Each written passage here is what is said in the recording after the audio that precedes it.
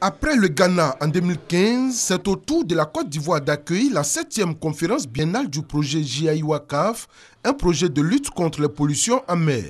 C'est une initiative mondiale pour l'Afrique occidentale, centrale et australe.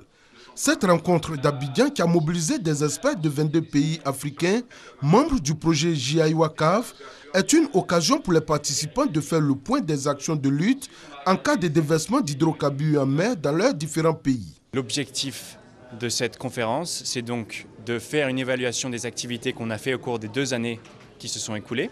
Et ensuite, on va avoir des échanges constructifs avec nos représentants gouvernementaux.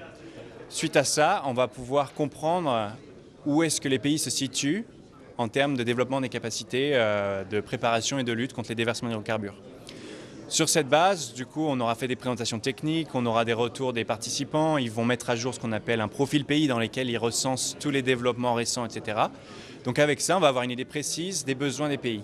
Le projet JIWACAF est un projet de collaboration entre l'Organisation maritime internationale et les industries pétrolières à travers l'IPIEK, l'Association mondiale de l'industrie pétrolière et gazière.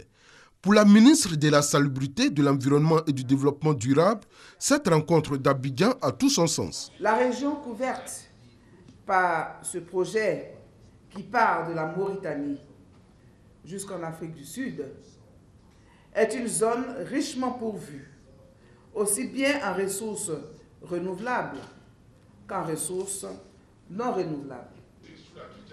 C'est la première région pétrolière d'Afrique, avec l'un des plus grands gisements pétroliers du monde.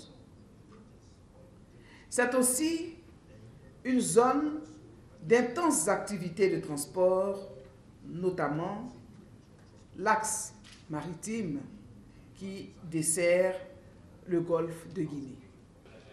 C'est donc une zone d'importance stratégique qui est soumise en l'occurrence à des risques de pollution par les déversements accidentels d'hydrocarbures ou d'autres produits chimiques dangereux.